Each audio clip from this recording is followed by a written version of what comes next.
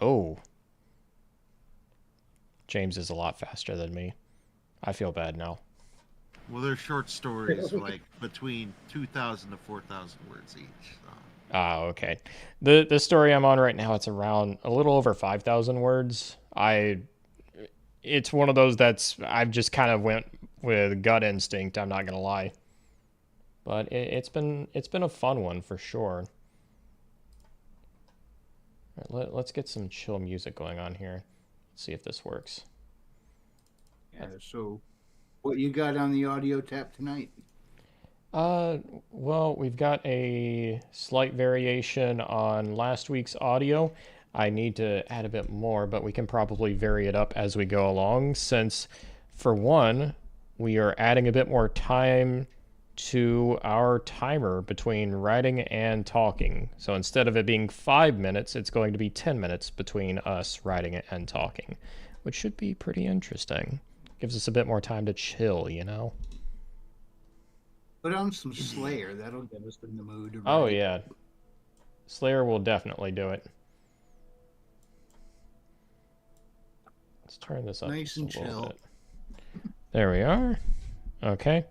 I'm also going to share this to you guys just so you can see the timer right along with me. But yeah, welcome everybody. Fu Man Blue, how is it going, friend? We're just about to start this timer as we get into writing here. So it's going to be 10 minutes of us talking and then 10 minutes of us writing. And we're just going to go from there. So without further ado... Oh, what was that, James? There's a talking timer. Yes, it's very much a talking timer. So we'll go ahead and start. And... let's see. That should be right around... or maybe I'm flubbing with technology tonight. It's just how it goes sometimes. Yeah, there we go. There we go. I'll go ahead and make that a little larger for you guys. Hello world. I'll put it right over my head because why not? Oh boy, it's been a fun. I've nearly gotten done with this short story. It's been quite a trippy one. I'm not gonna lie. It's been kind of like an exploration. Other characters through oneself, which has totally not been inspired at all by Expedition 33, not one iota. Of course. It was it's been a pretty fun story though. I've noticed while writing it, it's been a mix of a few different things. So I'm enjoying it so far. It definitely needs a bit of cleaning up, but I like the overall effect. Nice, nice. I've made it to the midway point of one of the series I'm working on, which is going to give me that's going to give me a month to plot out the rest of the series because there's a lot of loose threads to plug up. But I'm also writing another show alongside that to either release alongside it or I'm going to release this beforehand, giving me more time to sort of write that in the background. Okay, very nice. Yes, got a lot of series I'm working on. Yeah, I've been kind of going back and forth between this short story, doing final polishes on book 2, which is The Shadow of Twin Moons, and I have also been reading a fun little novella. I'm sure nobody's heard of it. It is the second John Carter novella, The Gods of Mars, and it's been a real fun one.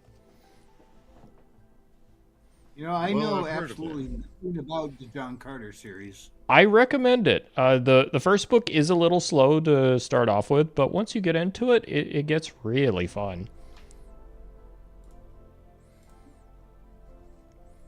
Yeah, I definitely go ahead. I've also been watching some of the movie that Disney made about 15 years ago, and it's surprisingly well made. I'm actually a little astonished by it. Disney kind of did a good one. I remember pieces of the film. I even had it on DVD, but I do not remember the entire thing. Just like pieces here, there, and like a floating city that looked pretty cool. I mean, you're not going to fully appreciate it if it's just the movie in its own right, which is kind of to the movie's detriment. because it's kind of like exposing yourself to Middle Earth by just kind of like showing what's in kind of like the Shire or like Rohan or something like that. Like you're only going to get a very small image of what's actually going on because their version of Mars, which is called Barsoom, has like its own kind of like religions, gods, societies, like factions and like power structures and stuff, different races. There's quite a lot going on there, and I really enjoy it. The movie does a pretty admirable job of kind of condensing a lot of it down, though, so I will say that much. The movie's pretty good at it. Pretty sure they wanted that to be a series of films, but it really didn't take off. Yeah, it is kind of a shame because it would have been a very easy movie to make a series out of. Yeah, be right back. There is only one thing I think they flubbed hard on, and I completely understand why it's the case. Deja Thoris, they had to change her character a lot in that movie. Why is that? Well, let's put it this way. So Deja Thoris she is a princess of Mars. The first book is essentially it's sort of an adventure and a romance between her and John Carter. Deja Thoris is described in how she behaves as she is extremely beautiful. She's very caring and aloof almost. But perhaps most importantly, she is barely wearing anything in the entire book series. Of course. Like, best way I can describe it is John Carter is kind of like one of the first incarnations of isekai, or like mainstream portal fantasy. Like, where the main character dies, goes to a new world. Oh, they just found themselves a waifu. That Deja Thoris is kind of like, she's one of the OG waifu characters, and that's tough to translate to film. I could imagine. There's a lot going on there. Yeah, like they don't like flub her too bad or anything like that. Like she's still caring. It's just they kind of had to make her a bit more snarky. Like obviously they had to give her a bit more clothing and everything. I'm not gonna lie though, I kind of wish they went about like the first Mummy level with it. I kind of wanted it to be like that, but this is Disney we're talking about. Still one of my favorite movies to this day. The Mummy is like, you talk about something that has the spirit of a lot of like something like John Carter or like Edgar Rice Burroughs or Robert E. Howard. Like the Mummy is like right there. I tried to kind of have that same tone with my first book. I was like, it's adventuresome. There's some heavy stuff going on, but it's still same time lighthearted without undercutting the stakes. Right. Yeah. So, I think it's a lot of people. It's one of everyone's favorite movies for a lot of people, myself included. For me, it's just like, I don't know. It's kind of like you said. It has heavier bits, especially with the horror in that movie. I really enjoy the more terrifying elements with the Mummy itself. It's a lot that's implied too. It's not directly shown, and I think it makes it all the more effective. Yeah, very cool in that nature. They don't make too many of those movies anymore. At least good ones. I was telling Wrangler, I don't like. It's been 3 years since I've been to the freaking movie theater. Oh, I don't hardly watch modern films really. I read. Understandable. I think a lot of literature gives a bit of a richer experience. That and some older films and television series. There's plenty of media to dig through, that's for sure, in a multitude of formats. We're talking about the Shadow earlier, and just how he began as a radio host for an anthology-based radio show, and then morphed into his own radio show, which morphed into the character we know today through various forms of media. You know, he's been in comic books, regular books, as well as at least one movie. Yeah, and I absolutely love the I absolutely love the Shadow. Um, I, another thing I've been watching recently that always kind of makes me think of like just sort of like fun like serials and short stories. The Twilight Zone, although it's a completely different tone from like Yeah, adventure fiction. I love how yeah, twisted the Twilight Zone is. definitely. And I've noticed throughout the ages, anthologies have been sort of the thing to last because the Twilight Zone had many seasons and many episodes, and I've been digging into radio shows lately, looking for to actually collect some on physical discs or drives, and I found out one of the very first anthology shows that was radio called Suspense actually aired for over 1,000 broadcasts. Oh wow. Wow. Yeah, and they wrote mostly original short stories too. Oh nice.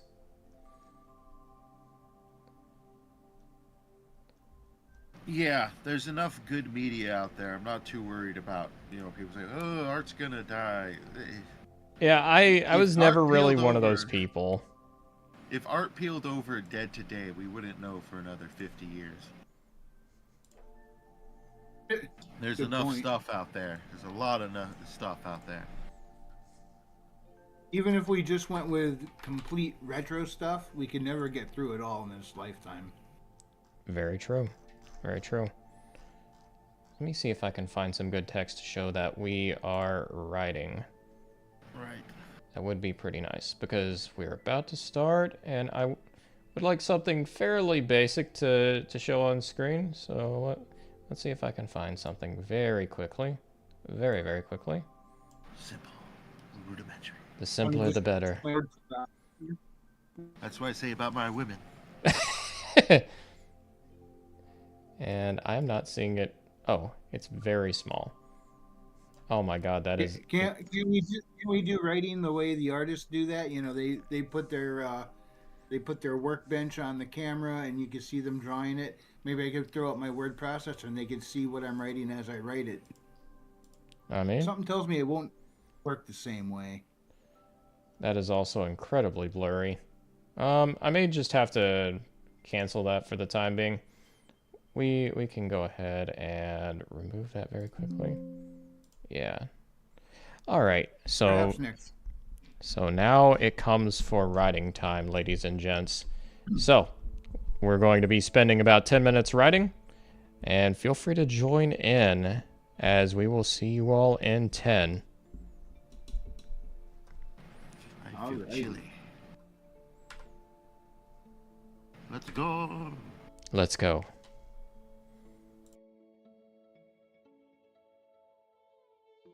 Let's go.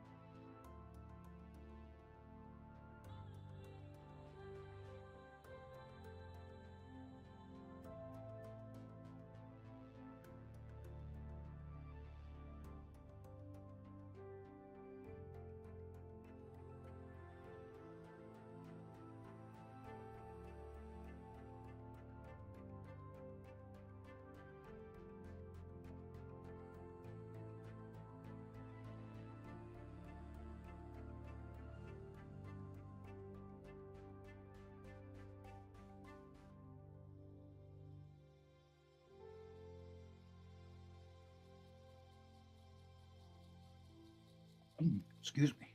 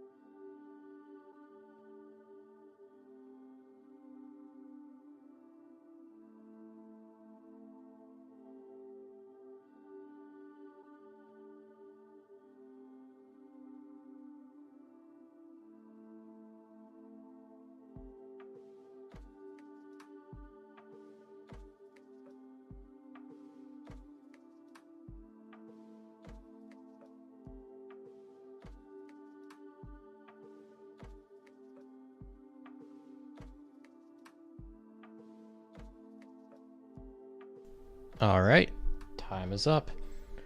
Oh man, Uh, that was a pretty productive 10 minutes, if I do say so myself. What about you guys? yeah. Same. How many words I you got had no going? idea it even went by. Let me check how many words I got written in that time. Let's see here.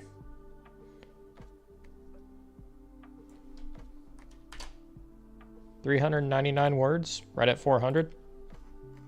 Not bad. Nice. Not too bad for 10 minutes. Just a little over with 429. Oh, sweet.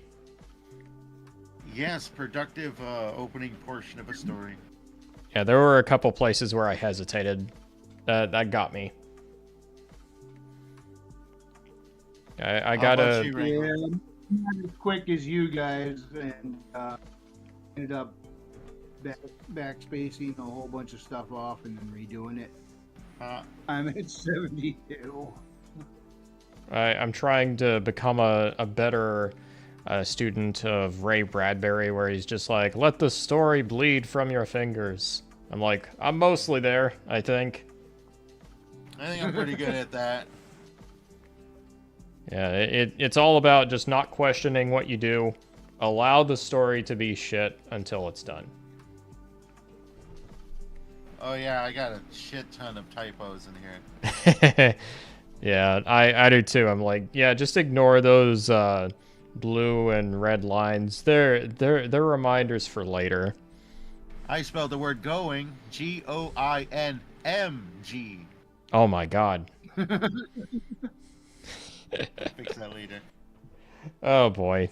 Yeah, but yeah, that's it's been pretty fun so far. Trying to think what I'm gonna be reading after I get finished with The Gods of Mars, though. I do want to put the third book on my to be read pile. I am enjoying the second one that much. Nice. That's always the best. Yeah, I've got There's some. so much literature. I've got some phone book fantasy I've got lined up. Gonna be reading a little bit of the Dragonlance novels. I read one before, but this is the one that everybody talks about. Dragons of Autumn Twilight. I hear it's a good one. Cool, cool. I usually don't read most things where the authors are still alive. it depends for me. There's certainly worse to read than Dragonlance. You could always read Fourth Wing. Yeah.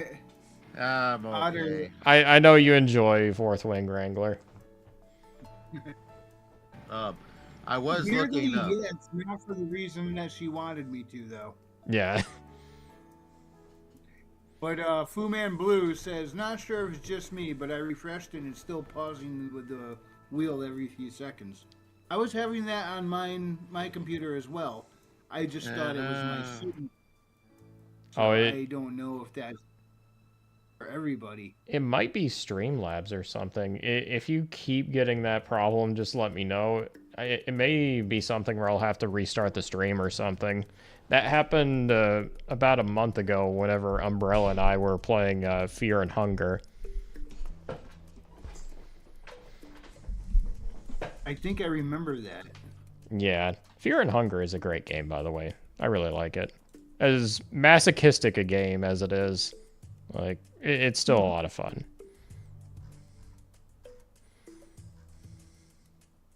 Well, that sounds like something Gray Still Plays should do on his channel. Because a lot of times he'll take games and deliberately make the absolute worst decisions possible to see how long it can drag out.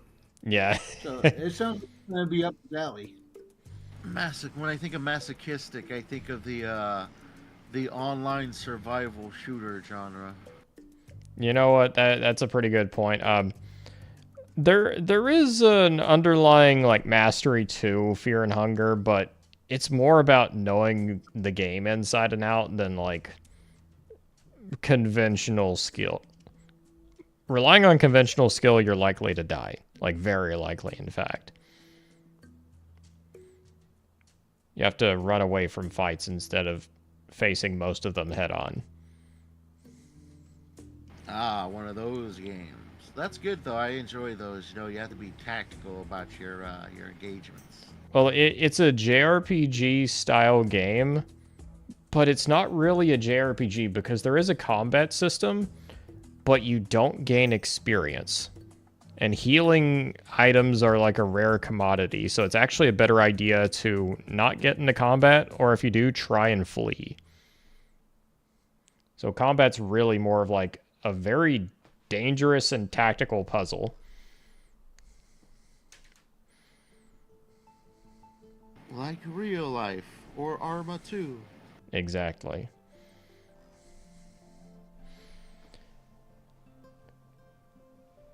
You know what's funny? I was looking through these old school UK comic books, but it was back in the day. I guess the term comic book didn't really make it to the UK. They called them picture books. But strangely enough, they had this whole line of what they called schoolgirl picture books. And I know what you're thinking. You're like scantily clad babes solving crimes. You are partially correct. There is solving of many crimes. I thought you were going to tell me it's the exact opposite or something. No, there is solving of crimes, but schoolgirl magazines were literally written for schoolgirls. Oh, I see. So it was quite literal. I was like, I might actually pick this up, see what the schoolgirls were into back in the day. What literature we got going here. That reminds me, I have like a Boy Scouts manual, and it's not like a recent one either. This one was like printed back in like the 1940s or 50s or something like that. It's like all the basic advice for like tying knots, how to deal with like poisonous bites and stuff like that, broken bones. It's pretty interesting. Any based stuff in there? Oh, I'm sure there is.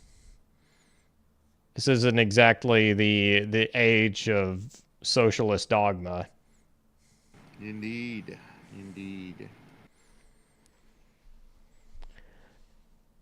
Yeah, but I've been watching some really neat Twilight Zone episodes. One I haven't seen until recently, and it kind of shocks me because it's a really popular one. It's the episode, what's it called? It's a Joyful Life or something like that. It's all about a town that a kid rules over like a god. Oh, scary. But he like really loves to kind of like mess with animals, so it's like anybody that he doesn't like, he can immediately turn them into like grotesque monstrosities, and they all call it him sending them to the cornfield, quote unquote. So it's like he can not only do that to them, he can also read minds wherever they are. So not only do they have to put on a pretty act for them, they also have to think it. And I'm like, Yeah. this is terrifying. Sniper rifle, quickly, sniper rifle. Cyphanx just joined. He said, "Hark, hark! I hearken unto thee." Well, we hearken unto thee as well. Welcome to the stream, good sir. Yeah, we're I just was chilling out thinking of before we write some more. I was thinking of writing a short parody series called "The Sniper of Time," where a guy just goes through time, but like it's the future and alternate reality, and he just kind of solves all the issues with a sniper rifle. I But mean, it's more so like a parody of like how you have like, oh, how are we gonna beat this big bad guy? And you really think about it, a sniper rifle will do it. that will do it. It's just a bunch of that. Oh, there's this real superhero guy who's really good at kicking everyone's ass, a Batman type. How are we gonna beat him? Sniper rifle. It's moments like this where you really want Dale Gribble at your side. He'll just be like, "Pocket sand. That's how I deal with them. Type godlike child folks." I remember Pocket Sand. That's I love classic. Pocket Sand. King of the Hill in general is aged so well. How do you feel about the returning King of the Hill? I haven't watched any of it. I don't know what to think about it. I've heard good things, but I'm withholding judgment. Yeah, check out one of the ads. The ads look pretty good, and after a faithful retelling of Beavis and Butthead, you know, my hopes are on the upper side than the downside. Yeah. Like Mike Judge, like not everything he makes is gold, but when he makes something good, it's like it's gonna last for decades. Yeah, he does seem to have that ability for sure. All right, it looks like the clock has struck 0 again, friends, so it is going to be another 10 minutes of writing. For those of you in the chat, we invite you to join us as we continue in the creative pursuit.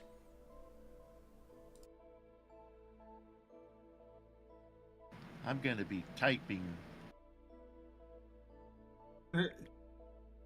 I'm gonna be writing. Oh, also the timer.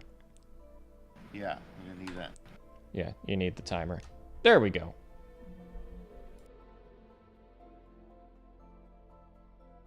Let's rock.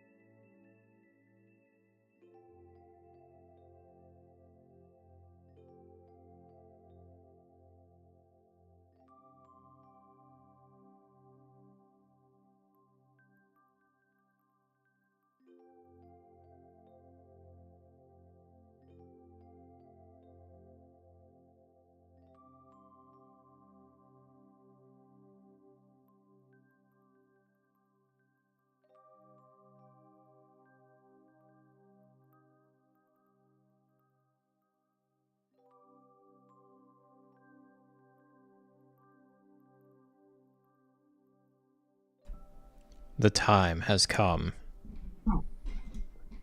And with that, Scared the crap out of me. I think I finished my first draft for this story.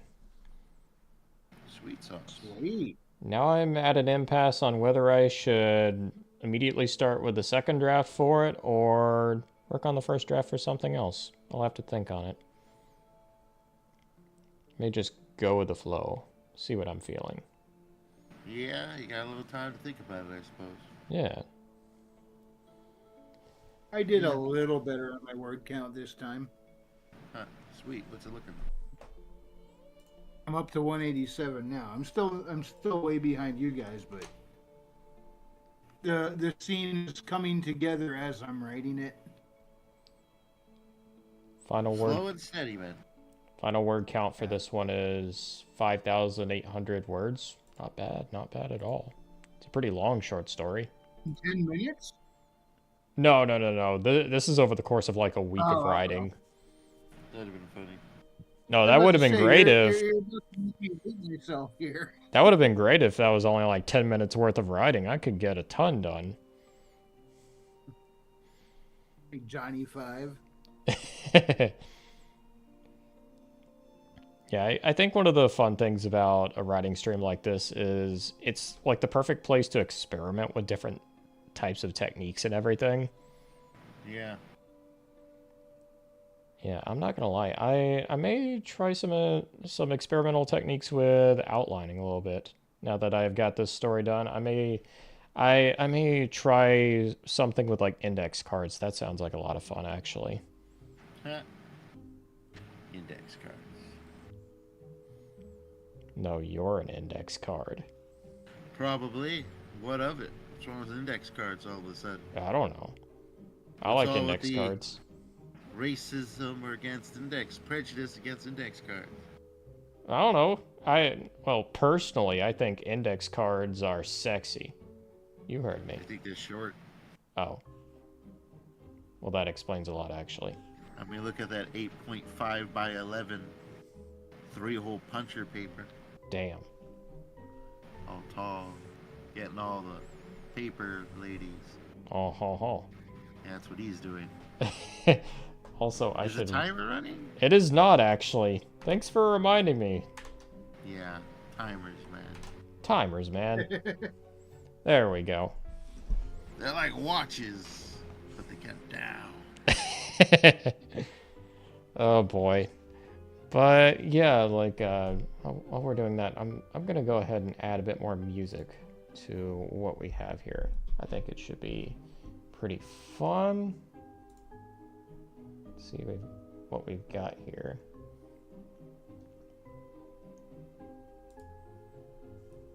This some kind of musical platform full of stuff you can play without getting struck.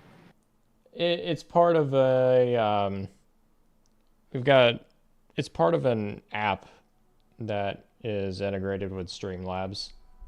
Oh, okay. Yeah, it's pretty nice. Let's try this. Deeply chill. I'll change it to this for the time being.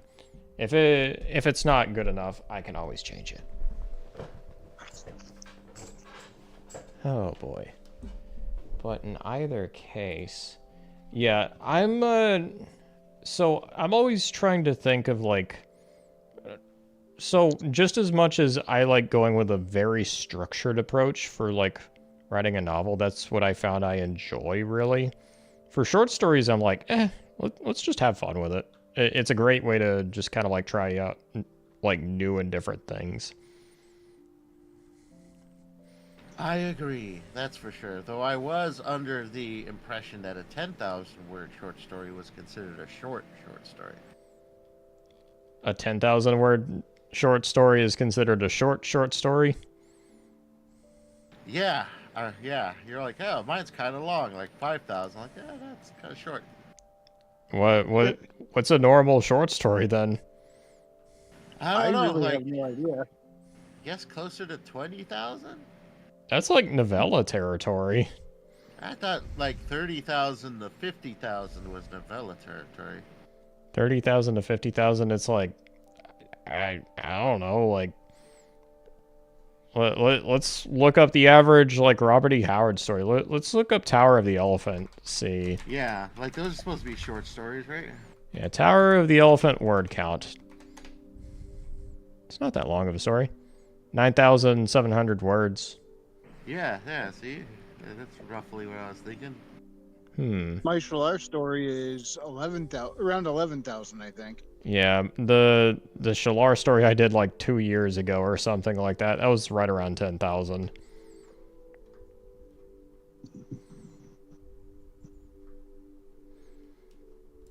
Yeah, I need to read more short stories. I've been doing okay with my current formula. I do need to tweak it a little bit. I definitely need to make a bit more room for beta readers, that's for sure. Yeah, beta readers are like, having a good group of beta readers is like worth its weight in gold. It's like having a really, really top-notch editor or something like that. Yeah, I think I got the editing down so far, at least with these last 9 stories I've been pumping out. Got another one coming out tomorrow. Well, 8 stories. Nice. Overall, I think I've written a grand total of 12 that are already done, but the 8th one is fully edited and ready to be released. Need to edit the rest of them. Oh, sweet. Yes, it's just the missing beta readers there, which I'll probably pick up a few for my next series, because it'll be kind of hard to get some beta readers to just drop them right near the end of this series. It is interesting with beta reading, though, like, depending on who it is, like, they can either completely blast through your story in, like, a day or two. Like, I'm talking even for, like, novels. They'll, like, blast through the whole thing in, like, a day or two. Or it'll take them, like, 2 months to read it. It depends. Yikes. Well, these are relatively short stories, so 2,000 to 4,000 words. Rarely over 3,000.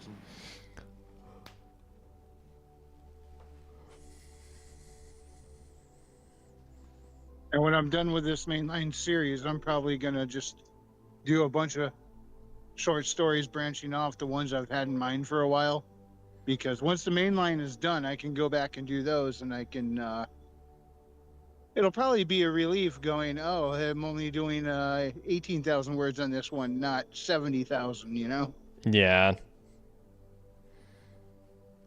Which means smaller, shorter bursts. I can do little nuggets instead of trying to have all these mass amounts of workings knit together. But then again, if it's a singular series, I might end up with the same situation anyway, just broken up into smaller bursts. It may change later on, but the only type of story I'm really not too keen on writing is, like, the type of, like, fantasy that's, like, 200,000 to 300,000 words or something like that. I'm like, not really something I'm too terribly interested in. Though I can definitely appreciate it. What was the word count? Yeah, that sounds like it'd be a slog to get through, possibly. Something that big. 200,000 to 300,000. Oh yeah, it's like an epic or something. Yeah, like an epic fantasy or like. Yeah, no, thank you. Yeah. Yeah, I thought I went overboard when I did one that was 114,000. Yeah, I think it was funny because my first book is now like 50,000, but first draft I had it like at 120,000 words or something. I'm like, yeah, reading through it was not paced well at all. One thing I'm dealing with is my first book was around 70,000. My second was double that. And now reading this one, I'm like, I want it to be smaller like the first book. And as I'm trying to figure all this out, it's just expanding out from right out from under me going, no, you're getting too big. That's usually how it goes. I've also found this, I don't know if you all are the same. Whenever I'm revising a story, it's like, my first draft is usually pretty short, but it's like with each draft I go, it usually gets bigger and bigger until like its final edits, and then I'm just like paring things down like crazy. It's kind of tough to tell because in some ways I go back in, I'm like, you know what? I didn't really give a description of the area. I got to do that. I skip over a lot of the descriptions unless they're just coming to me at the moment. But then there's also things that I put in that ended up not going anywhere. I got to remove all that. So I add in things, but I also take away. So I don't think I've written enough books to know whether I tend to expand in that phase or shrink it because it kind of goes back and forth. Yeah, for me personally, I've just kind of noticed that I'll start a story that with a pretty small word count because I'm basically figuring out the basic plot beats and everything. It's like the second and third draft where it's like the word count will almost double or something along those lines. And a lot of that comes through descriptive detail, dramatic kind of like reactions, adding moments of drama, stuff like that. Yeah. But another reason I might not be the best person to kind of gauge that off of is, as stated last week, I have the bad habit of sitting there and tweaking everything as I go. So that probably changes what would get adjusted later on. I mean, it's not the worst method of writing, but it does slow you down, or it can, if you're not careful about it. Yeah, well, then there was a time I had an entire chapter that I just kind of removed and then rewrote altogether because I didn't like it and it didn't fit well. What I came up with after that was far better. I always think of But like yeah, I always think of like J.R.R. Tolkien, where dude was like a discovery writer to the extreme, where he would write like whole bits of his book and then he would just completely rewrite like tons of it. I don't know if that was a big case for The Hobbit, but it was certainly the case for Lord of the Rings. yeah, I think it was chapter 3 of my first book. What you read, Otter, was nothing even close to what was there originally for chapter 3. Yeah. It was like completely different story. However, I did copy and paste a fight scene with somebody and ended up using that because he ended up in a brawl in the second book. And I'm like, hey, this thing where I had him the moves I had him do there, I'm gonna have him do it here. Yeah. And it just worked. It just fit right in. All I had to do was change his opponent. All right, it looks like the clock has hit 0 again, so it looks like it's time for us to do some more writing. So with that, I'll go ahead and reset the clock, and we'll get right into it. Perfect timing.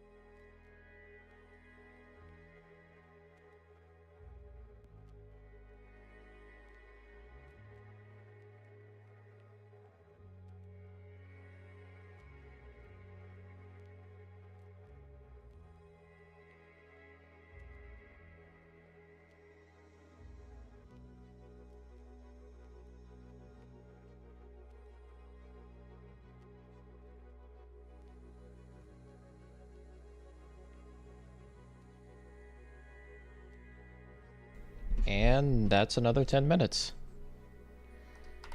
Very nice. Well, this has been a bit of a change of pace. So I've been doing something that I've heard Brandon Sanderson try out before when he's writing novels, but this is more for short story purposes, where I've been creating like little kind of like character kind of like journeys and moments that are just more abstract ideas. And the idea is like I discovery write a story and I look to one of these every so often and just add it in as I see fit. Ah, okay, I get you. Like sort of writing a puzzle piece. Yeah, it's kind of like a puzzle piece type of discovery writing, which I was always kind of curious about. I'd like to try it. Nice. Sounds like it'd make for a very like satisfying writing experience too. It may. How's it going? So far just writing out the index cards, but like I'm keeping it relatively simple each one, but it makes for some fun ideas because you're not so much thinking of like you're not really so much thinking of like particular like details and like super like hyper realized backstories. It's just more kind of like vignettes that really kind of like catch your eye, you know. Gotcha. Yeah. Little moments to bring sort of texture to the characters and world. Oh yeah, for sure. For sure. Yeah, so I was writing a pretty good piece for my latest series. It's getting written very quickly, frankly. Like the entire first half, like the entire series as a whole is already plotted out, so now I'm just in the writing phase. And the writing is getting done, like I said, very quickly. Like the series might be done within a month's time, or at least fully, first draft written within a month's time. Wow, that's pretty quick. That's awesome. That's kind of like the method to the madness. Is you keep the episode short, and essentially what you're doing is you're writing a sort of segmented long form story, where you're just taking chunks at a time, taking beats at a time, and slowly progressing the story along with every short story. It's more so like 25% plot, 75% texture, if you will. But it's done in very short bursts of 2,000 to 4,000 words. I say 4,000, but the max I've ever really gotten out was like 3,300 words. So wow, you're essentially taking a short story, breaking it down into multiple short stories. It's what I like to call the Ubisoft method. Yeah, just you're just cranking them out there, really. Which I mean that is far from a bad method of doing it. So I mean for all the bemoaning that happens with calling out quantity over quality, there is a lot of merit to quantity over quality, which is you're trying out more things. You're experimenting Indeed. more. And especially if you're like if you're publishing like we are, or at least I am, digitally, this gives you room for not only experimentation, but you can return to works, punch them up, fix them up. I'm releasing them right now as individual episodes, and the best of these series, I'm going to come back and fashion them up into whole stories for people to consume along the way. But a big portion of it too comes down to essentially not only writing methodology, but sort of writing goals. You know, not everyone is looking to write to publish. For me, I'm primarily looking to write to get the stories out there to sort of help shape this fantasy world that could be explored through them. I've also found that establishing a good writing habit, so like writing how you want to, it's kind of like it almost supersedes the end story or product itself, because it's like if you do nothing but focus on the end goal, once you reach that goal, what's next? But if you just enjoy it and you've got a fun way of doing it, and you're constantly pumping out stories, you're much better off, in my opinion. Yeah, and it's also good to just like continuously sharpen yourself. Um, and I write this way also because it's very hard for me to like stay on point with a single story for a long period of time. My mind always drifts to another one, so this allows me to condense those stories into consumable episodes for me to just hash out along the way and just get those stories out there. I've also heard from a lot of professional writers, they say, once you're finished with a first draft, just let it sit for a while and then come back to it and read it. And it's like, just focus on other stories in the meantime, write other things. Now, I'm sure that's not the only way to do it, but it does leave oneself curious a little bit. I've Yeah. heard many say about 2 weeks, but of course, I I don't think I've done that yet. Both books. When I finished a draft, I walked away for about a week and then went back to it and then started redrafting. Yeah, I think with my novels, I'll wait about like 2, at most 3 weeks between drafts. For a short story, it's a little more up in the air, trying to find a nice sweet spot there. Yeah, I kind of take a look at them 2 weeks later, sort of, but it's like because I release a story every 2 weeks. What I usually do is like the day before I will format it, get a cover going, get the PDF ready, and that becomes almost like my second look at the story because I read through it one more time, make sure everything's the way it should be before finally releasing it. Yeah, for sure. Oh man. Do you guys enjoy coming up with the first draft first, or do you like redrafting better? More of a first draft guy. Yeah, I kind of am too. It's like, don't get me wrong, you need those later drafts for polish and everything, and that's where the writing really becomes beautiful, but it's like, whenever you're like outlining or working on a first draft, it feels like you're striking while the iron is hot. Yeah. Yeah. Now there are moments where I really love the first draft because the ideas, you know how it is. Sometimes the ideas just flow. Other times you're squeezing them out bit by bit. But once I do have that first draft down, I actually really enjoy going back and doing the redraft because now I'm starting.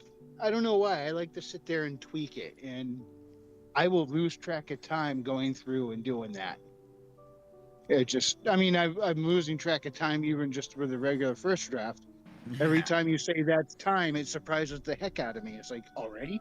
I know But I know plenty of people who actually prefer editing, and I also get it because it's the point where you're turning a rough series of ideas and plot points into something that really flows, has a lot of drama and emotion to it. So I get it. Like, and it can also be very satisfying.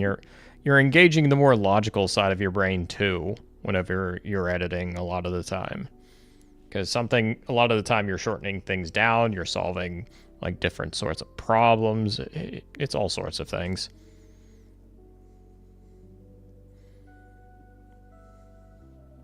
yeah, Yeah. I'm really excited about though. When you sit there and redraft that, that for me is like, again, I lose all track of time. I could spend a whole day doing that and not realize it went by. Would you say that's the part of your writing that gives you the most bliss? Mostly, the first draft, getting it done is kind of almost a relief. It's like, oh, I made it. Now it's I do playtime. understand that. But yeah, it seems like I think most people, most people that we talk with tend to enjoy the first draft more. Well, I think I'm the odd one on that one. I don't think you're the odd one out. It kind of depends. Like, I'm also thinking of like this current novel I'm about to finish. The most fun I had, like it'll like the more drafts you do, the progressively less fun it gets for me. But it's like that first, second, and bits of the third draft were the most enjoyable. And I've noticed it's like usually whenever I have like the most stuff to say, that's whenever I'm having like the most fun writing. Like if I'm just making like small like grammar improvements, I'm enjoying it some, but if I'm like fixing like plot holes or adding bits of flavor, stuff like that, I'm really having fun. You ever have a plot hole you went to fix turned into something awesome on you without you ever expecting it? I've had it happen a couple of times. All right, it looks like Isn't that like one of the most exciting moments? Yet at the same time, you're like, "Oh, I dodged a bullet." yeah, well, it happened a couple of times with this book I'm about to be done with. Happened with a character that became an extra character, and they became two very distinct personalities. So that was one result of it. Just kind of like the initial Oh. concept evolving. Yeah, and so like, but I don't want to get into that because I see that. Yeah, the Are time we out of is time? up, and we're going to be doing another 10 minutes of writing. So, Woo-hoo. see you guys in 10 minutes. See you in 10.